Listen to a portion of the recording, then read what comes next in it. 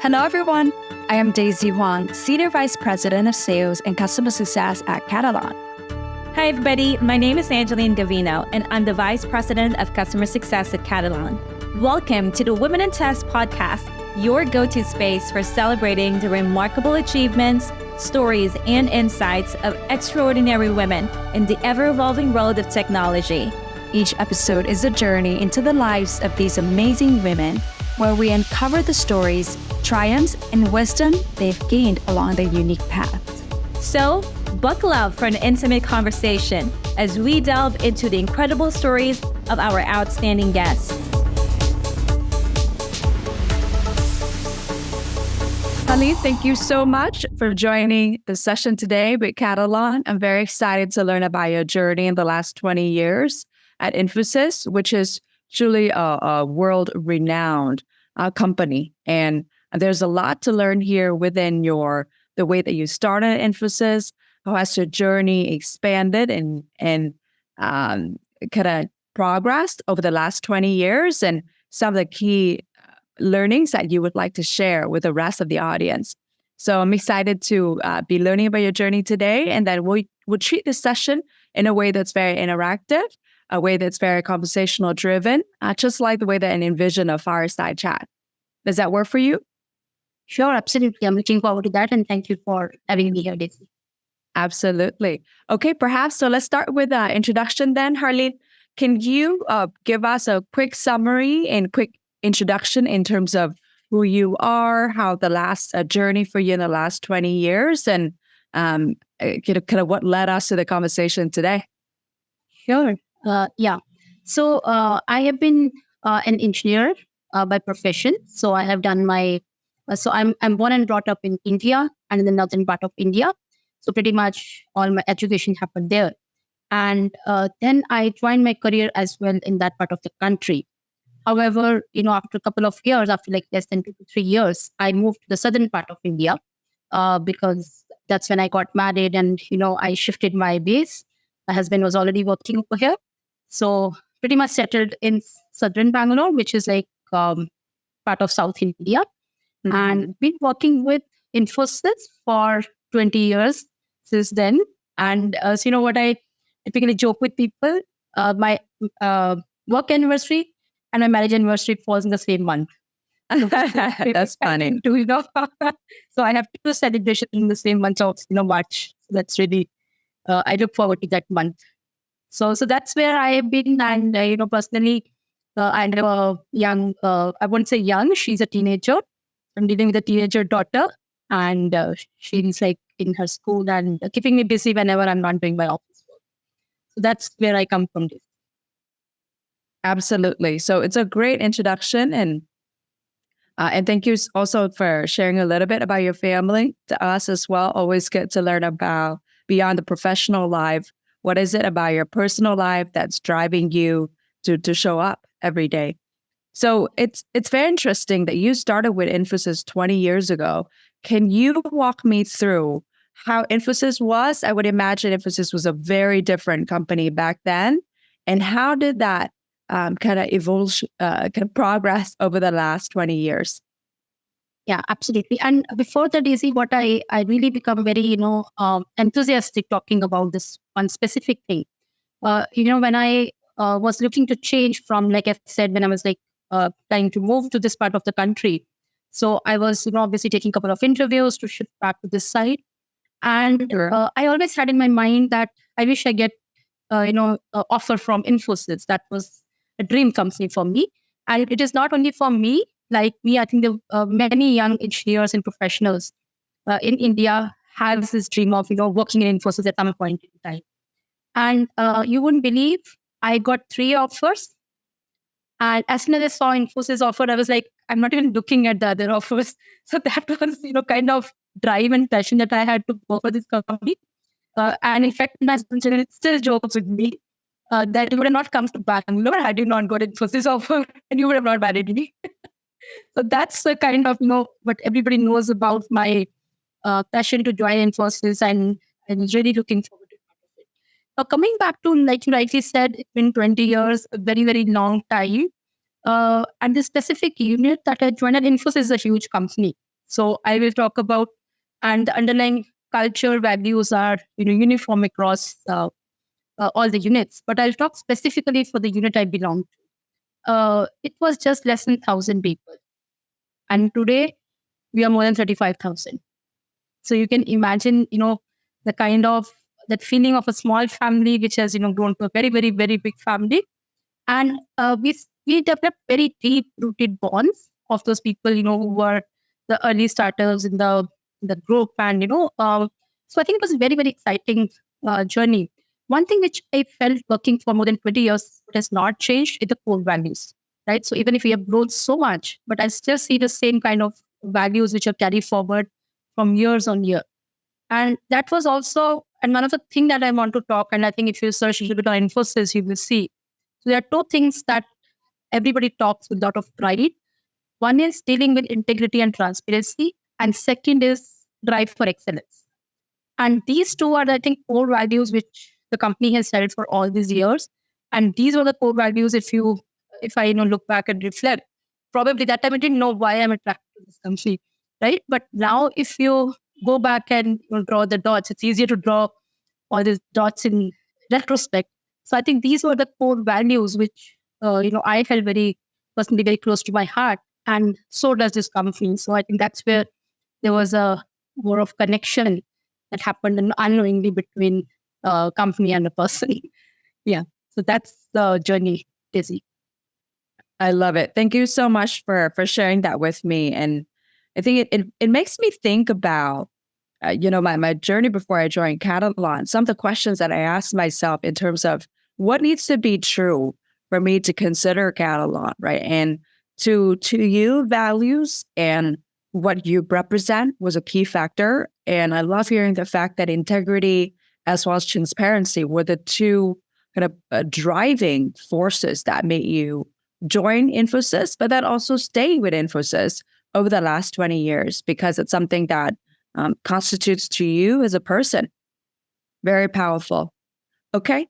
So I very much enjoy the journey in the last 20 years in Infosys. One thing that stood out to me is how you started also in your tech career, Harleen. So you started very much already in the tech side, right out of school, right? And then you stay with Infosys and moved on all the way to where you are today, also in the tech field. I would imagine 20 years ago, being a woman and being, right out of school, starting out with a tech job must be challenging. Can you walk me through how that was back then? Yeah, absolutely. And I think this is one of the most commonly asked questions from any woman in technology who has spent, that much time in this field. Yeah. And I don't know, I actually, now when I see, and again, reflecting back, this seems to be quite a challenging task. But when I look back, I think there was a good support system, both from within the family that I got and also from the company that I work for. However, when I dig deep, what could be that thing which really had me continue here, and because it's not easy, like you said. And what was that thing that had me stay here? What was the perseverance that I had that I somehow overcome the challenges which came along? And I think I attribute this thing to personally the traits probably I inherited from my mother.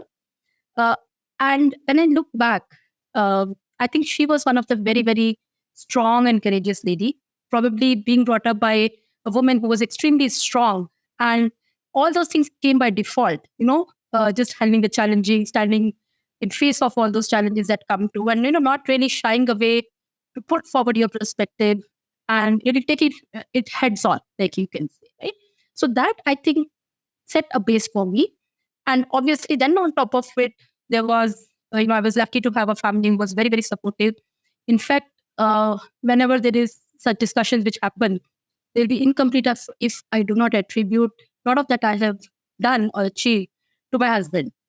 Because he has never made it. And it's not uncommon. I think we should not shy away from saying that in many households, the woman career takes a backseat for whatever reason. And it's a fact. We can't shy away from it. But believe me, Daisy, my husband never let me feel that way. He said it was like equal. Whatever is important for his career was equally important for me. If I have to travel it was never a discussion, who will take care of household work, how it will be done. So he was always there to step up, take care of the things. And there was no discussion on it.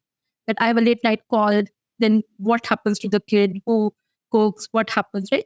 There was a lot of support that I got from him. And I attribute, I think, a lot of things that I achieved to him. And in fact, I remember during one of the Women's Day presentations, they come and call some of the women. In fact, I just think you should really, talk of such men who are really being so supportive in their roles, and they are, really ignored. And all the credit goes to women, but there is somebody who's giving a lot of support in the back end. And at the same time, I think there is also ability to stand for yourself, because in the organization, it is very important. There are thousands of employees, in fact, lakhs of employees. So how do you differentiate yourself?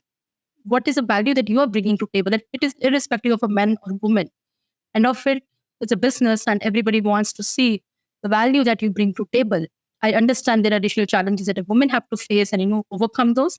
But ultimately, if you are steadily working on yourself, you're working on certain things which are given to you, and not really, shield and shy away and shield behind, certain excuses because of a gender or anything else, then I think everybody else also supports you in the workplace as well.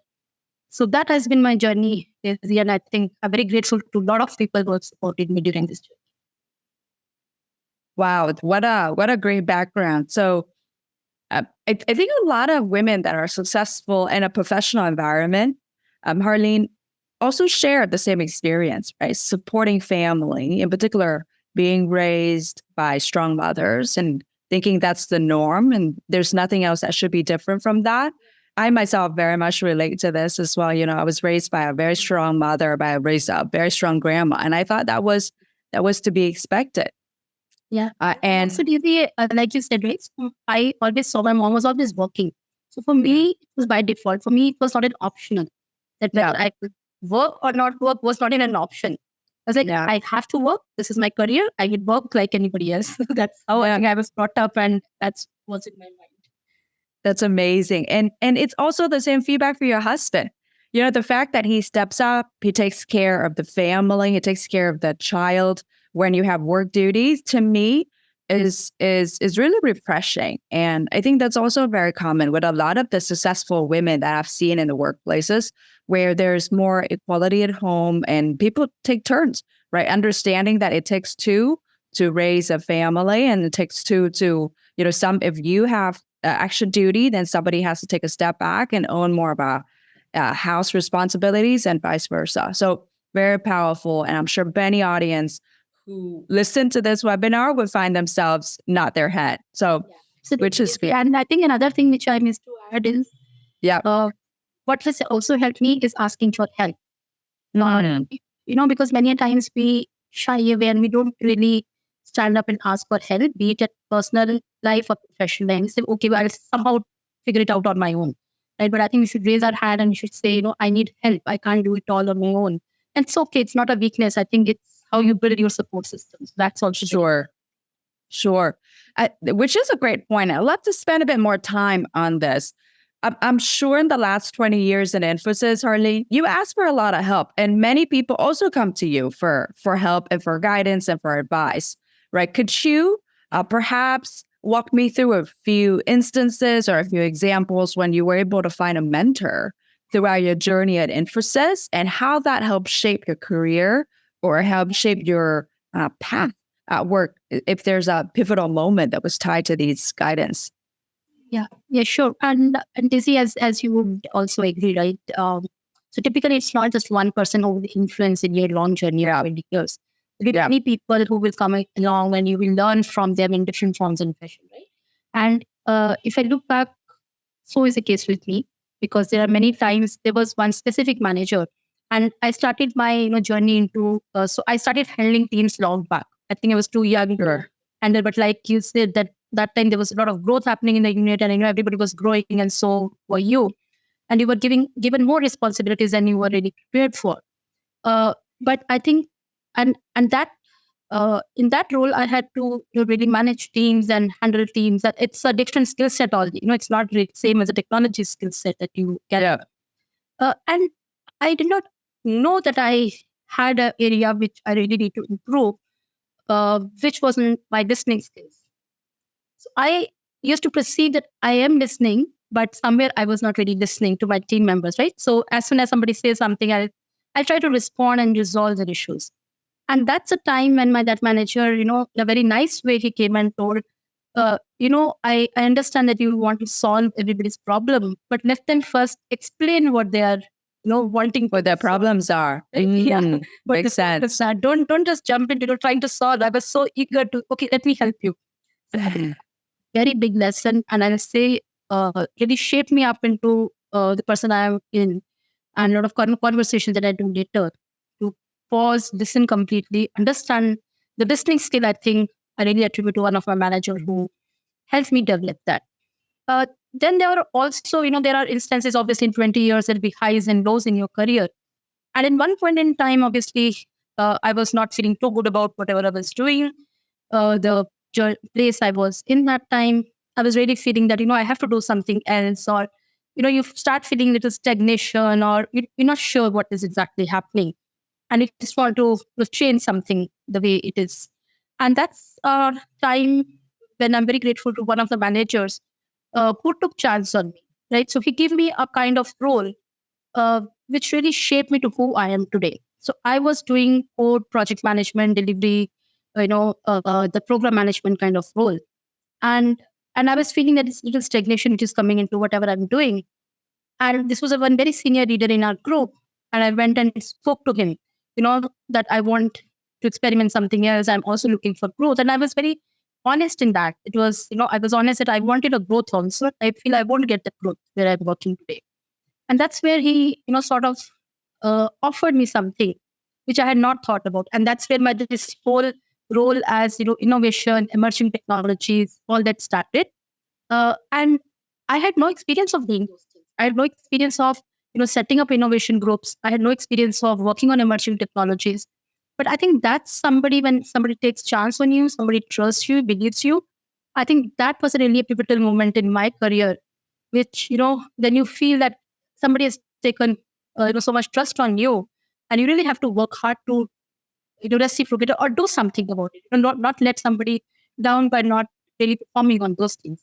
I think that's when I would say my journey really changed. My career trajectory as well as the work I was doing really changed, and I started getting into this new kind of work. I started to understand new technologies, what innovations could be done from the testing point of view, right? And then started in a very small group, and then from there on, keep on adding. So that, I think, Daisy, was one of the very, what you can say, changing, or I don't know what is the right word, but a moment which really changed the way I was thinking about my career, about myself, and what I really wanted to do. And I think maybe this was a strong point of me, which I never knew, right? I never worked on these things, but when I started working, I really enjoyed. And from last 13 years, I'm working on this thing, and I have not asked for change so far. So which makes me believe that I'm really enjoying what I'm doing, and happy doing this kind of work. Yeah. Wow, great feedback. And as part of talking to you, I'm also taking notes here because I do think that there's a lot of learnings, really very compact learnings from what you have shared. What I have heard is kind of your journey in terms of understanding how to blend tech as well as business skill sets into as part of becoming a manager. And it goes, a lot of the time, I feel like a lot of team members step up into a management role and not getting trained on actual people management skills. They could be fantastic in technical knowledge and technical consultancy ability, but they need just very much basic people management skills, such as listening that you have mentioned. Yeah. So the fact that you have to have a mentors and consistent, to your word, transparent feedback in terms of how to improve that skill set is really important.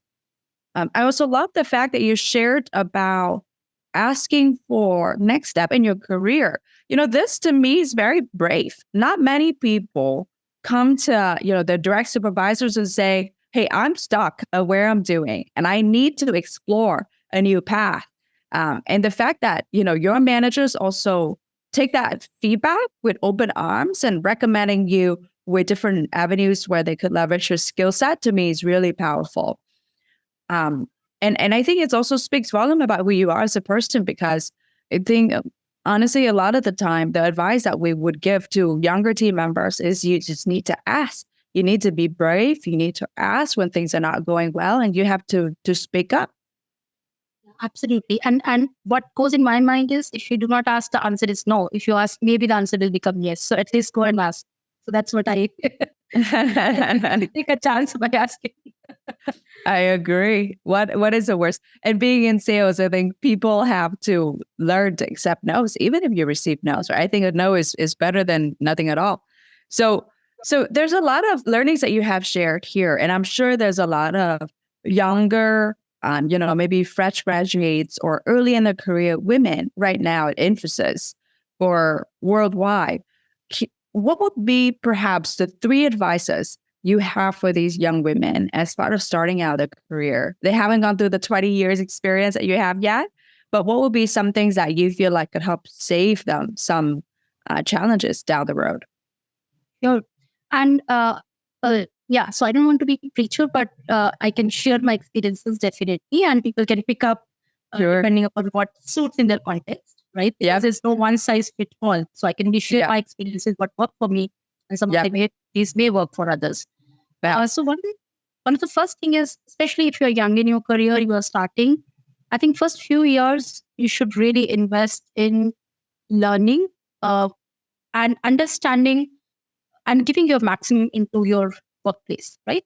And what I meant by this, and it doesn't mean that once you grow up, you stop working. But what I meant by this is, many times, when you're young, you're not sure in what way the opportunities are coming. Because at that time, you're not very, you're not seeing how things are working. You think that, this is additional work for me. Should I really take it up? I do not know how to do it. Who will help? What if I go wrong here? So what I'm trying to say is, most of the time, when you're young, the opportunities will come in disguise, right? So you should be really ready to take up those challenges. You should, even if you do not know how to do it, but if you have that passion to do it, or that grit to do it, you should just raise your hand, say that yes, I will do it, and then you figure it out. I'm sure there's nothing like that which you cannot figure it out. But the main thing is that you need to have that passion, that fire to do more. So that's, I think, very, very important, because that will help you build your personal brand very, very early, right? And that's a time when I'm assuming you'll not have too many responsibilities back at home, and you can, a little bit put in extra effort on your career and so on, but it will go a long way. That is one. Second, I think I already spoke. Now, having raised your hand, taken the opportunities, you have to raise your hand to ask for help, right? And do not try to resolve everything. Build networks, build connections, build strong relationship with the people that you can go and ask help from. And this also, Daisy, when we were talking earlier, was one of the learning that I had, and that's why I'm sharing here. Having a connect with your peers is extremely, extremely important. Building strong relationship with your peers, because not everything will work as per hierarchy. Not everything will work as per, because I'm in this position, I'm in this role, everybody will listen to me. That's not how it is going to be. But what will really help? Building those good, strong connects, and the genuine connects, not just because you want some work from somebody, or, just make a superficial connect. Really genuinely take the initiative, help somebody when they are in need. You will really get it back, or you'll get the reciprocation in much, much better way. But you take the first step, right?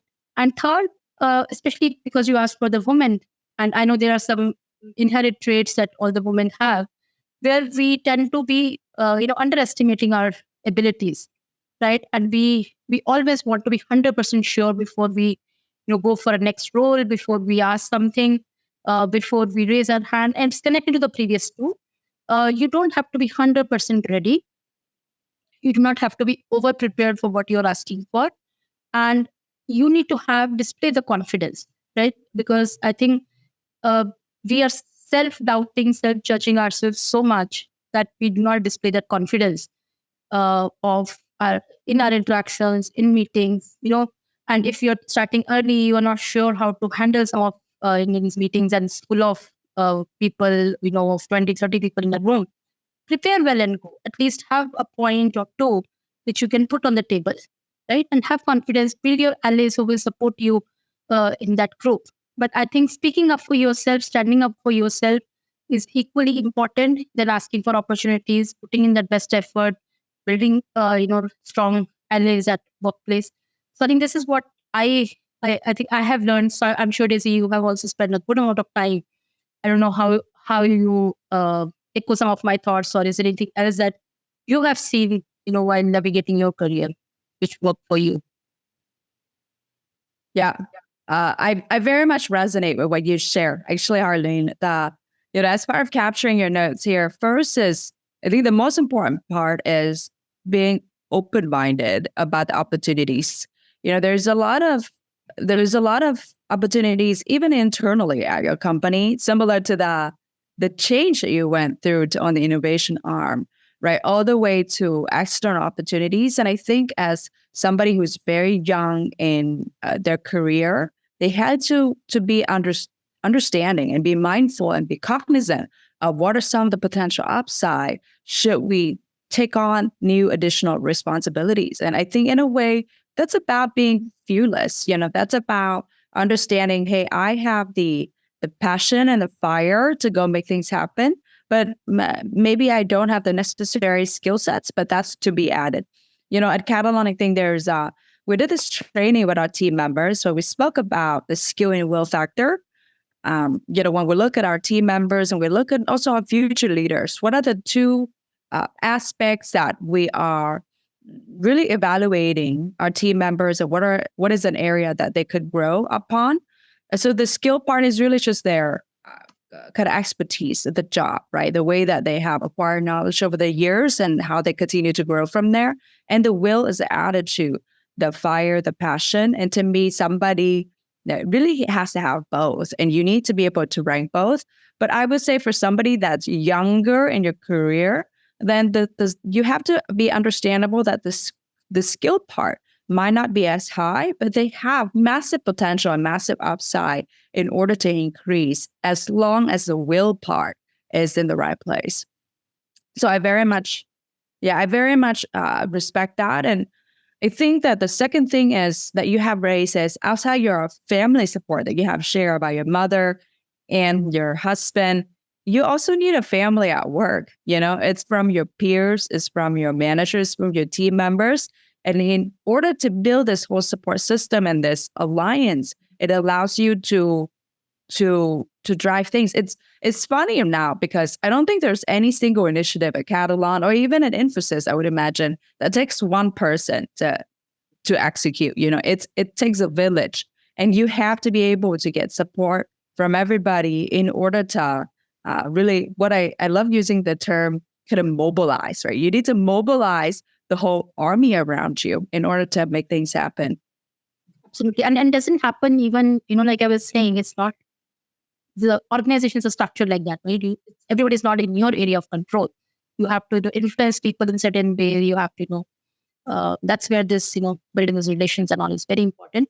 And I think what I will say, when it was just coming into my mind when we're talking of opportunities and all that. So I like this quote which says, right, luck is what happens when preparation meets opportunity. So I think that's what everybody should be ready for. So important. Yeah. And I think, I was just talking to somebody from work the other day, and also younger in their career. And I tell them that, look, management at work is not just managing the team members, below you as part of your team. But I think there's three concepts when it comes to management, which is, one is obviously managing below, managing down the team members. Two is managing up, right? How do you work with your team leads, with people that you report to, with leadership, with C-suite, and then managing around? How do you work with your peers in order to create that circle of influence for you to go and make things happen? So very important. And I think it's all three important skill sets somebody has to master. Absolutely, yes. Yeah. Okay. So I think we've spoken a lot today about kind of your journey in the last 20 years. What have been some of the pivotal moments that you have seen? One of the things that I would love to hear about you is learning and continuous learning mindset. I would imagine the last 20 years was, a series of learning moments. And because you're in tech changes so often. It's so easy to be out of date and out of the loop within tech. When you get a chance to reflect upon your last 20 years, how did you learn? And how did you capture the learning opportunities at work? Yeah. Yeah, there are two parts of this learning, if I may. So one is which is more on the softer skills or the aspects which I need to deliver my job, and second, which is the core technology. So I will talk about both in a different way.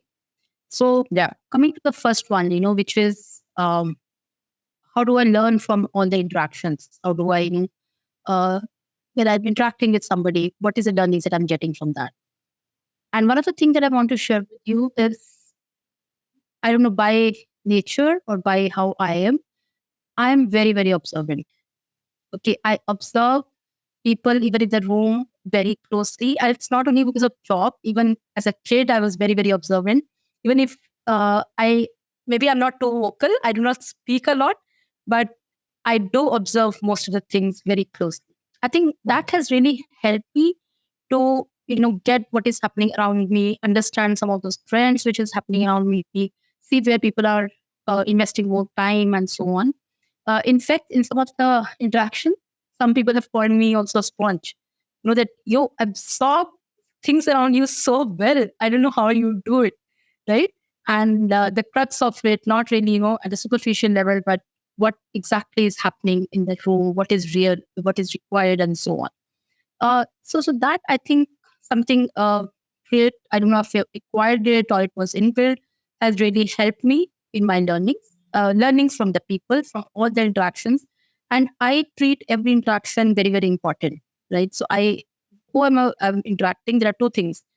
I observe people who are very successful leaders whom I want to emulate, and I really try to understand what makes them successful, right? So what are those specific traits in them which I need to inculcate to mimic some of those behaviors? Obviously, we cannot be a copy of somebody else, but some good things, what is being liked in that leader, which you can inculcate, which will be good for for you and for your teams.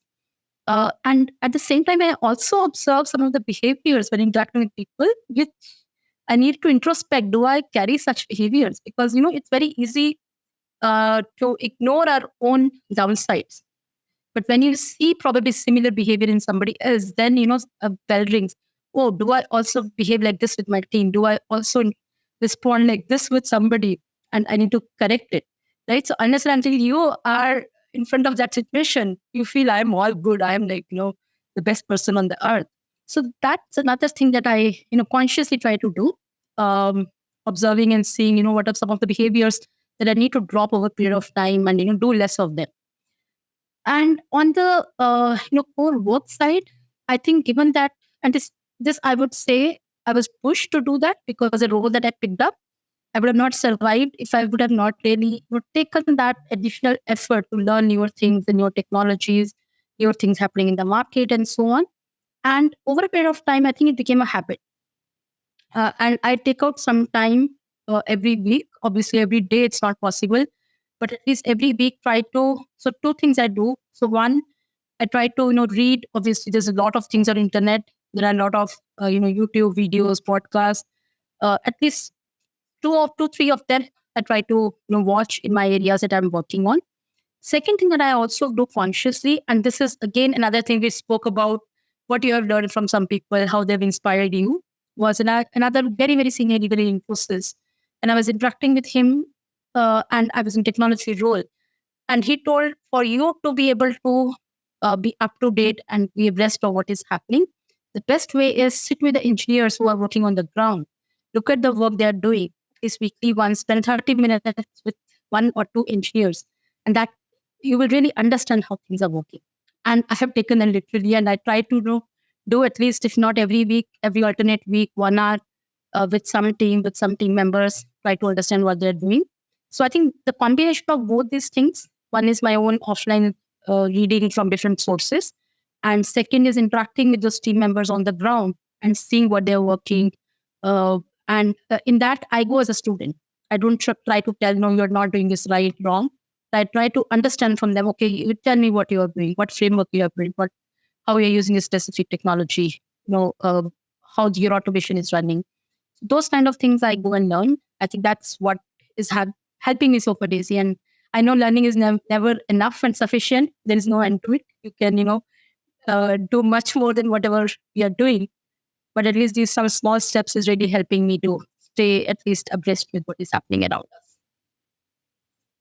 Very helpful. So I'm hearing, I think there's three main things that I have heard from you. One is how you learn internally at Infosys. And it's very much about being observant, right? Understanding what is your blind spot, the way that you're looking and how the team members are kind of leading their team. And then what I love about what you just shared just now is the fact that how you're learning from the ground, right? How you're sitting next to the engineers. It's also the same at Katalon, right? Many people ask me, what is the quickest way to learn about Katalon as a product? And it's about, go and spend a day, sit next to the PMs, sit next to the engineers, understand how they're building the platform and what's the rationale around building that. So a lot of the time it is taking that time and sitting close to the team that is behind a lot of that work. So very important. And then externally, you mentioned that you're also constantly looking for external sources of learning, things like videos, things like blogs, etc. And from that, you combine and you absorb as much information as possible from these. Okay. And there is one of the type that what you said, right? The culture at Katalon and what you are doing for having this continuous learning mindset. I think that's a commonality that I just discovered. It's the same way. So doing that in Infosys, it works in a great way. Yeah, absolutely. And then how do you enforce this culture to your team, Harleen? How do you encourage them to also be in the mood of continuous learning? Yeah.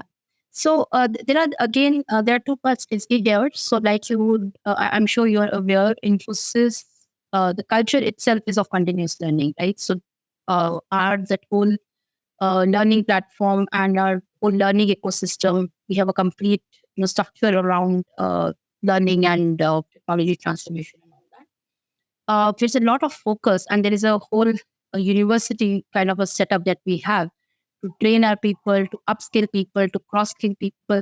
So at least what I believe, this is in DNA of the organization, and hence when somebody joins, they naturally get aligned to that, and there's a lot of things happening in a more structured way. But at the same time, Daisy, what I always believe is you have to lead by example, right? If I'm not doing any of those things, if I'm not standing up and talking about some newer area, newer technology, and I keep telling my team, there are 10 different things. Do you know about them? Do you think they will listen to me? Do you think they will take me seriously?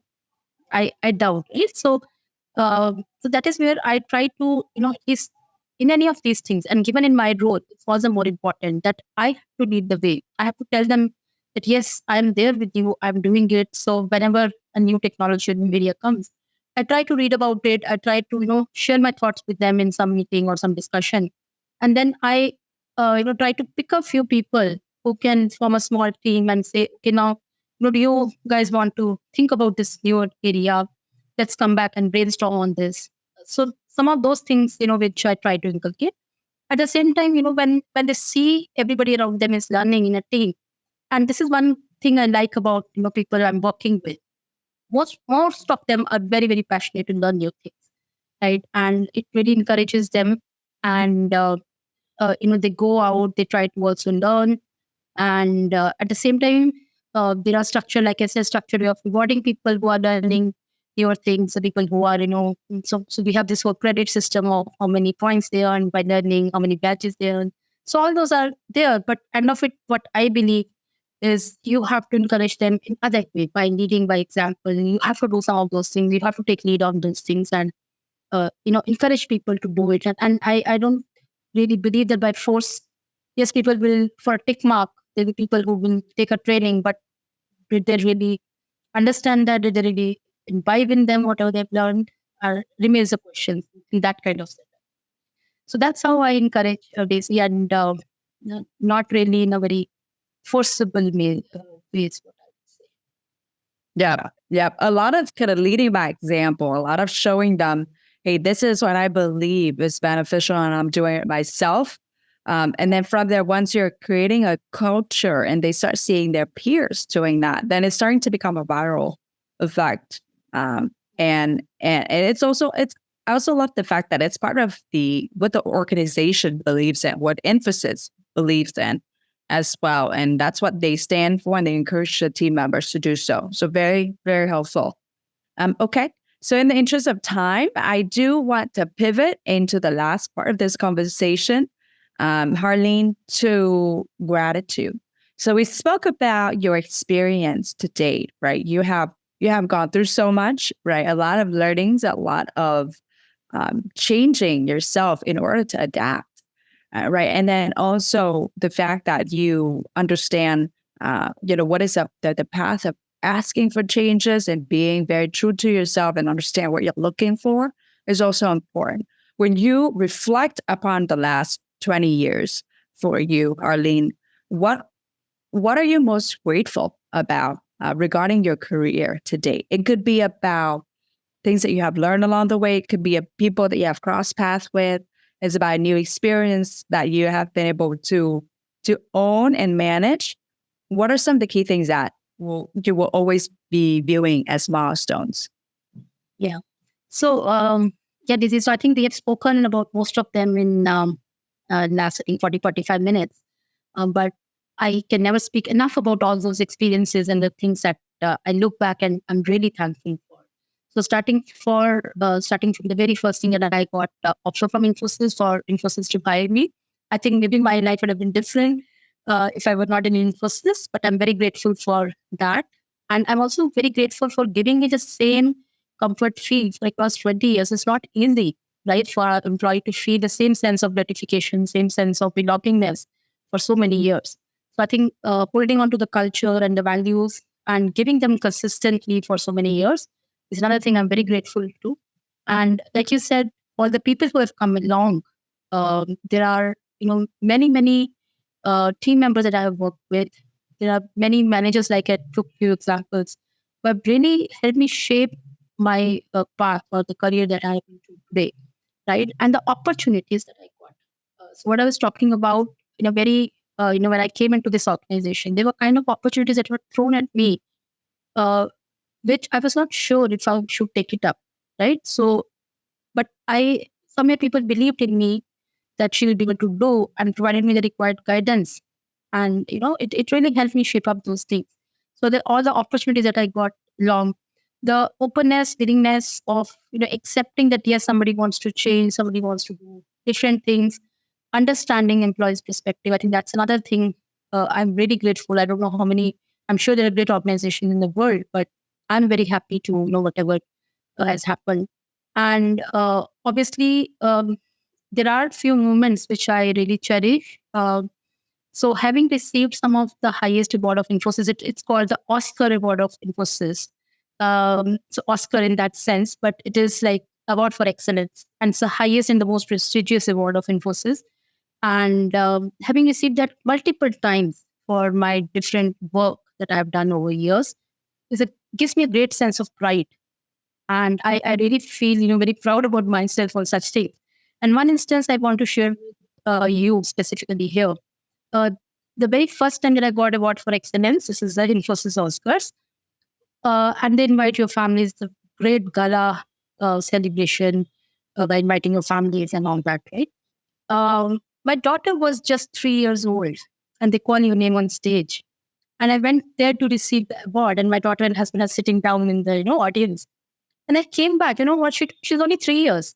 She told me, Mom, I'm so proud of you. And I cannot explain the feeling that I had at that time. And that still remained the most memorable part for me, coming from a 3-year-old kid telling the mother that I'm so proud of you. You seeing you on stage and receiving that award. So I think that some of these things really get me going, and really takes me a long way of the gratification that I'm getting on this whole journey. And even today, there are some times that I'm not sure what I'm doing. Am I doing? There'll be certain low moments in your home when you feel, is it too much? It's getting too much. And she really tells me, no, Mama, you are doing great. Please continue whatever you are doing. Please do not step back on anything. So it's not only my husband, now my daughter has understood that my mother is doing something and it's important to her. And she is being really supporting, and she's actually encouraging me to some of these things. So I really feel very, very, grateful for having a daughter who's so loving and, so caring and supporting me in all these things that I'm doing. Wow, super powerful. It's so funny that we started this webinar, Harleen, with you sharing that you are where you are today because you saw how your mother was, right, and how hard she worked and how strong she was as a woman. And now it almost feels like it's come full circle, right? Your daughter is also saying the same, and I'm sure 20 years from now we're gonna do another webinar with Harleen's daughter, and Harleen's going to refer back to her mother and her journey at Infosys as a guidance, as a guiding light for her as she starts. Very powerful. These are some of the small moments, right, which really, makes you feel so happy and so energetic, and you can go another 10 years with this kind of feelings. I love it. It's like one of these moments that keep you going. I completely get that. In the times when things are a bit tough, right, you need these things in order to continue to keep walking. So Harleen, it has been a pleasure speaking with you today. I have personally learned so much. I am inspired by listening to your stories. And also, I'm a young mother, right? I have a 1-year-old son. And it's so amazing to hear the story and what you taught your kid, because I was like, okay, I need to also lead by example. And I also need to be a strong mom so that he understands what is expected. So very powerful. And I appreciate your coming to this conversation, being very candid, very transparent. I found myself tearing up a little bit when you spoke about that, when you came up and got the awards and the words from your daughter. Really powerful. I still get like my eyes become a little heavy. So I can imagine. It was a very emotional. Oh. Okay. So it's been truly a pleasure. Before we wrap up, I would love to perhaps get 1 to 2 advice from you for the audience and for the listeners that are with us today. Imagine if they're a fresh out of school women that are starting in the tech field right now in Infosys or any other companies. What would be your part-away gift? What would be your advice for them as they're starting out their career? Yeah. So we spoke about it earlier a bit, but if I have to say in a very brief way, I think one thing we did not explicitly use this word or we touched upon it, build your personal brand, apart from whatever we spoke earlier. Because ultimately what will remain with you, because across all these years of working and all that, you will be shifting from one project to another, one group to another group, another unit. But what you will carry along is a personal brand that you have built for yourself. And how you have to build that, be consistent in what you're doing and be authentic in what you're doing. So I think that takes you a long way, and all the best efforts that you put. But if you're not really focusing and building that and just doing things in a hop way, then probably you may face challenges down the line. But I think this will really help you to go a long way. That's the very short message that I have. Amazing. Yeah, amazing. It's I was reading this book, and also this very similar quote in that book that says, as part of building your identity, you have to develop an identity that is separate from your employer, from your city, from your hobbies, right? Like, trying to understand who you are as a person and what is that personal brand will be, because you will, that is a legacy that you have as part of gaining additional experience and meeting new people. So very, very much aligned. Okay, Harleen, thank you so much for the time. I am for sure knowing that this will not be the last talk we'll have, the last webinar we'll have between Katalon and between you. Thank you so much for taking the time out to meet with us today and sharing all of the encapsulated experiences and advices that you have been able to acquire in the last 20 years. And we hope to continue to see you in future webinars and future sharing lessons. Thank you for the time today. Thank you very much, Daisy, for having me. I really enjoyed talking to you. Thank you very much.